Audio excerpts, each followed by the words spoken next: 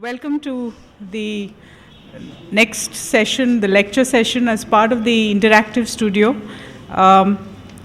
It is my extreme privilege to introduce this evening's speaker, Professor Kapil Kapoor, who has been a very eminent scholar of Indian poetics and has also been my teacher. He's been my PhD guide, so it's a double privilege for me to introduce him. His contributions to the study of Indian poetics is legendary. He was a professor at the Center for Linguistics and English at the Jawaharlal Nehru University for almost 3 decades, maybe more.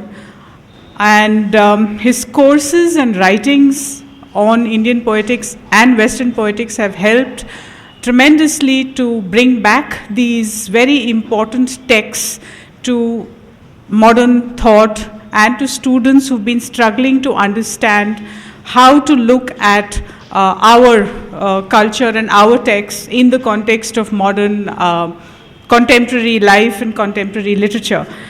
As part of this interactive studio, one of the themes that we have looked at is the vocabulary of water, or life around the Sabarmati river.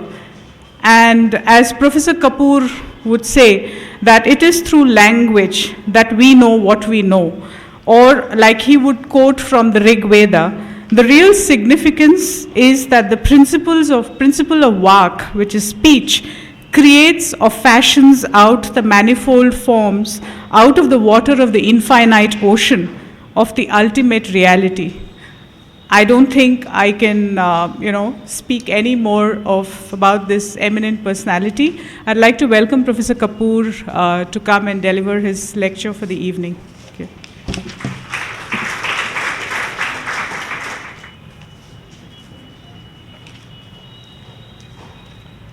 Namaskar. I am happy that Seema hasn't disowned me, yet. That she still acknowledges in public that I was his teacher, I was her teacher. And then naturally as a student, she has used some very nice words like eminent scholar and legendary contribution. You see, Bhartrihari, 5th century AD,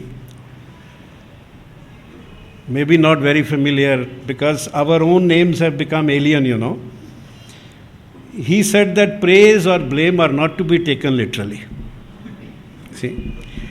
So in that spirit and as thankfulness to a student, I thank her for the nice words.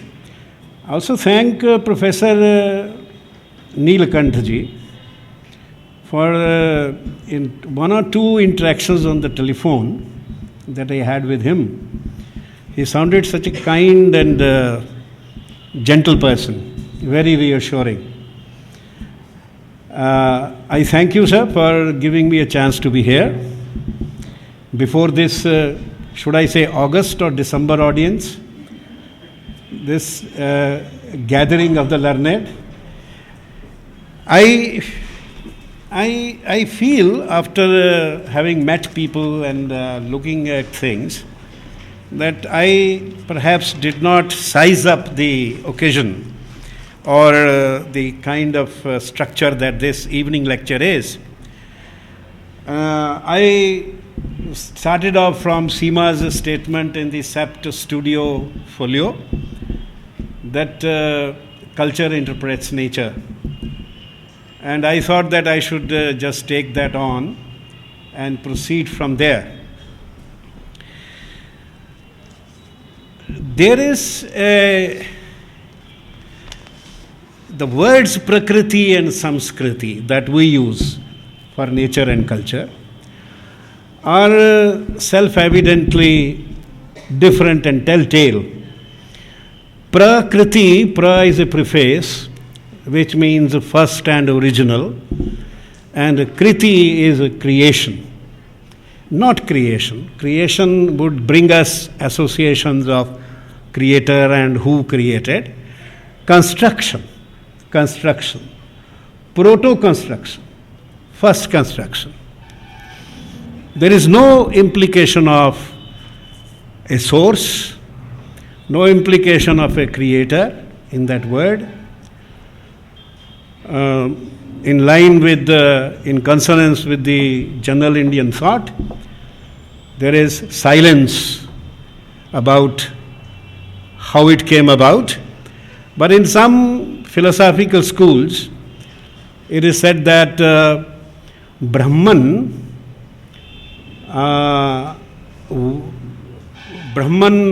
brought it forth not really brought it forth, it became manifest, just as जो मकड़ी का जैसे जाला बनता है उस तरह.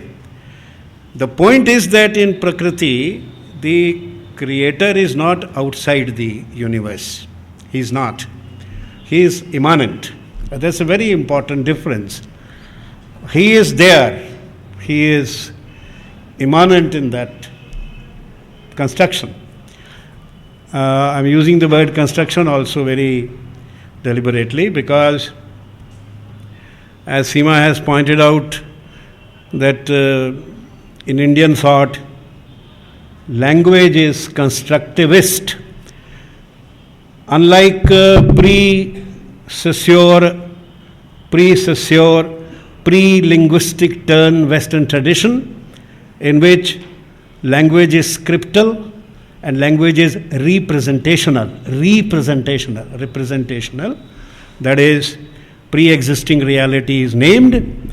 Unlike that, in Indian thought, language is constructivist. Language does not represent reality, it constructs the reality. Bhartrihari, our friend, said, Jagat bhasha ka vikalp hai. It is street said of Derrida, who said only the metaphysical categories are constructs of the discourse. The whole world is a linguistic construct. It's not really the time to explain that, but I suppose when we use a word for something, we construct that thing for ourselves, because words are designations for our mental images of the objects. So even when we use the same word, you and I, the denotant, that which is denoted, if we were able to photograph the mental image, they are different. So the common nouns of language, we can use a word cat for thousands of cats, brown, black, white. We can use the word apple for all the multiple apples. So by using the word, we create our own reality, each one of us. Which does not mean that Indian thought denies the existence of the real, that there is no reality out there. Reality is there, out there. But I don't know what it is, how it is. I can only talk about it the way I see it, each one of us. So that, please forgive me. There is the notion that I get very important calls, which is not true. So one doesn't switch off. But they are all no good. So the Prakriti, a construct, language as constructivist. But the first construction out there, primary, we name it, we call it forest, tree, water body, river, all that. Then there is the secondary creation. The what we call Samskriti. Now, the word Prakriti, apart from referring to this natural world or the world out there, it has many other meanings in Indian philosophy, which need not concern us here. For example, in language, it means the base, the root, prakriti. Pratyaya is the affix. And it stands for a woman, it stands for a number of things. But that doesn't concern us here. Samskriti is the secondary creation.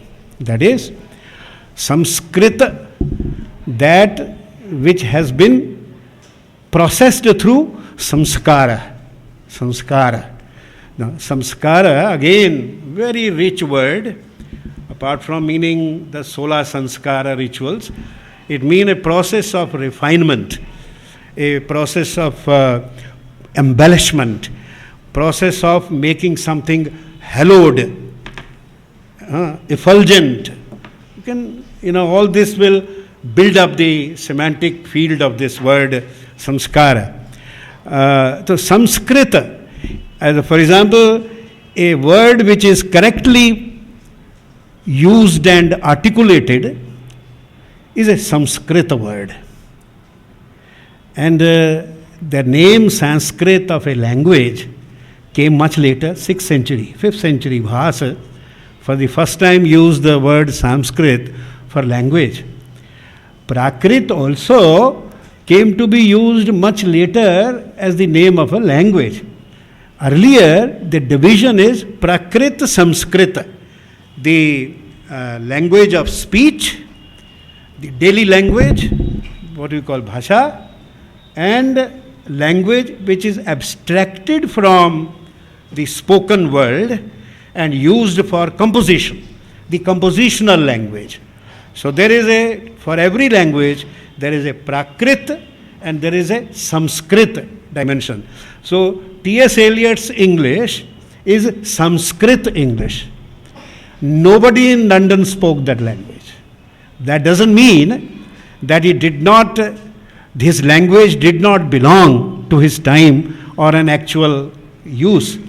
That takes care of one of the commonest, statements which are made. Sanskrit was never the spoken language. In the same way, T.S. Eliot's English was never the spoken language. It's the compositional language versus. So, Samskrita. Now, Samskriti is therefore what operates on Prakriti and creates secondary creation. Many years ago, a Baba, wise man in deep inside the Himalayas, told us कि ये दो सृष्टियाँ हैं, दो. एक तो जो रची गई और एक जो आप आंख बंद करके बनाते हो. वो जो रची गई उसमें कोई भाई बहन दोस्त दुश्मन बैरी नहीं होता. जब आंख बंद करके बनाते हैं तो उसमें वी क्रिएट दिस. तो Sanskrit secondary creation is what I think Seema had in mind when she said that it interprets. Culture, Samskriti word is used for culture. Samskriti is, in fact, every object. You can do sanskar of gold, you can do sanskar of a boy, you can do sanskar of a student. Even a teacher can undergo samskar. He can become a Sanskrit teacher. When he starts teaching, then he becomes Sanskrit teacher at one point of time. So, what we call culture, it relates to nature, obviously in this sense.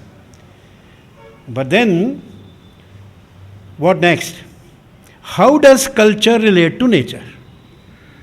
Or how can possibly cultures relate to nature? You see, we have the idea that culture can do something to nature or it can do something for nature. You can do something to nature or you can do something for nature. Very broadly speaking, if we try for a typology of cultures in relation to nature, I thought one can, go back to the two foundational knowledge cultures of the world, the monotheistic and the pluritheistic. I don't use polytheistic because many people tell me that it is a bad word in Europe and America. And naturally, we must take care of what they think. So, we are sensitive to what they say. We are doing an encyclopedia where when I wrote the introduction, long introduction, and it went to those who are the proprietors, let's say.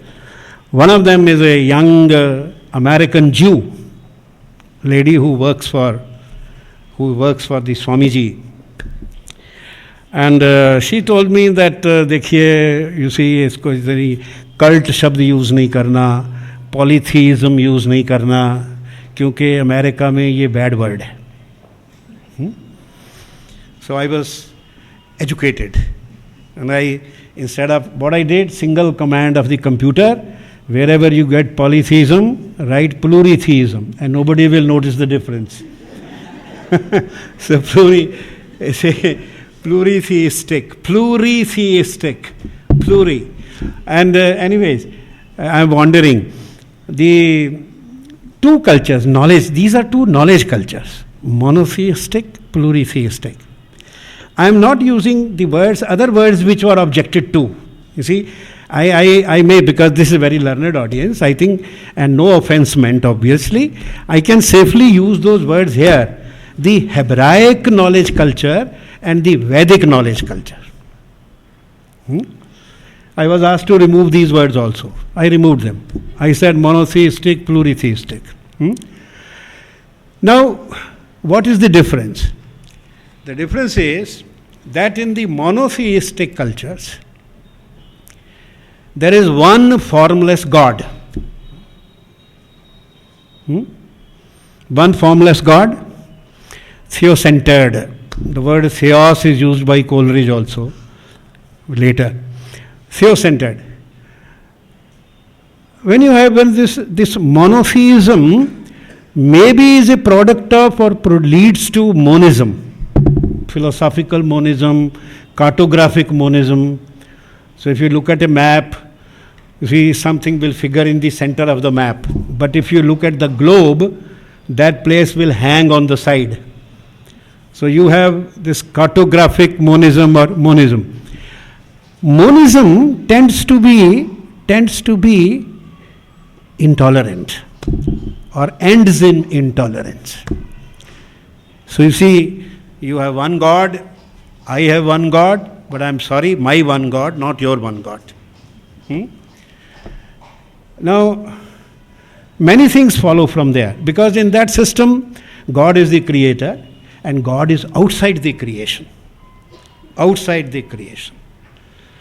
And the whole notion of what is sacred revolves around divine.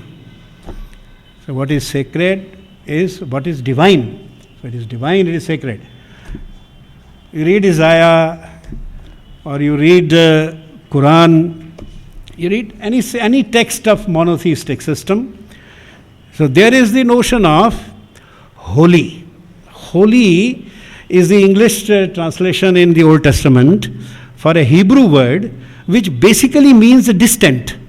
So, there is God seated, there are seraphs, and holy, distant. There is a barrier which you cannot cross. So there is transgression. So sanctity, sacredness is around the divine.